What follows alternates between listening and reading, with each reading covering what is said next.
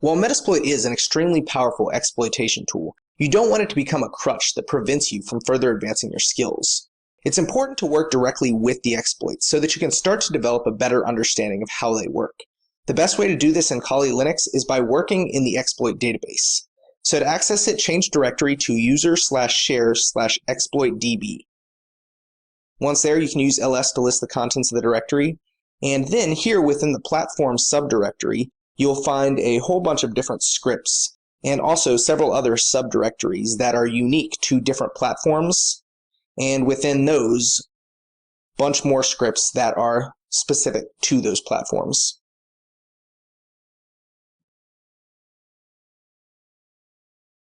So rather than trying to search through all of these different scripts and trying to find the one that you need that way, you can actually search through the files.csv file that has information about each of the different exploits within these subdirectories.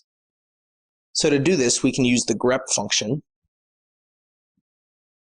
So let's say that I'm familiar with the particular service running on a foreign system that I want to exploit. I could use grep, then in this case, free sshd, and then the file that I want to perform the grep on, so files.csv. And here we get a list of each of the different exploits with that keyword in it. I can then further narrow my search by piping it over, and then using the grep function on the output of that result. And here we grep out just the remote exploits and eliminate the denial of service exploits that were listed there. So now we're down to only 2 exploits.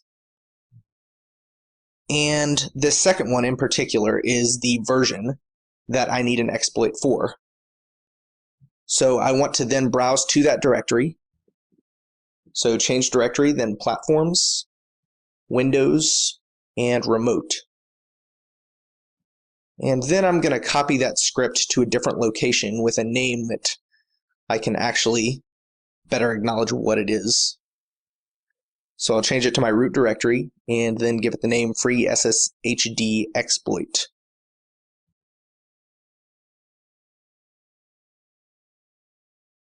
And then we'll change to our root directory. And there's our Perl script right there. So then we'll use the vim editor to view the script. And if we look through this, it's actually not that complicated what it does. Looks like it takes input from the user who executes the script on the host port, the user and password, and the target, which will either be XP Service Pack 2 or Windows Vista. And then after the buffer overflow, it's going to execute this shellcode, which if we browse to the bottom, based on the message it returns to the user, appears to be a shellcode that creates a TCP bind shell on the remote system on port 4444.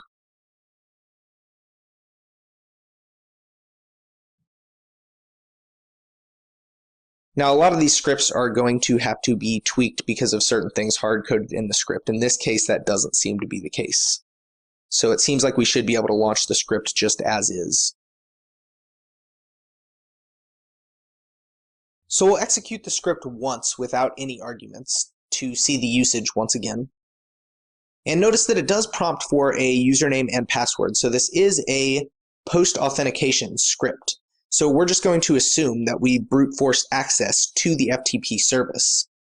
We'll further discuss how to perform brute forcing network services in a later video. So then we'll launch the script with the arguments.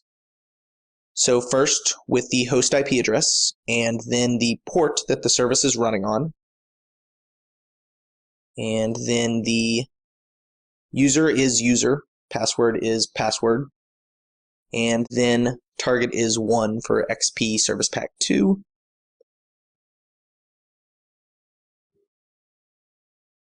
And once the script is done running, it tells you that you are now finished and that you can check your shell on port 4444. So then we'll go ahead and load up netcat to connect to our remote shell that we've now created on that system. So we'll use nc-vn for verbose and then connect via IP address, specify the IP address of the remote machine, and then port 4444. And there you have it. We now have a shell on our remote system. So that is how to run an exploit directly from exploit code that you have pulled from the exploit database.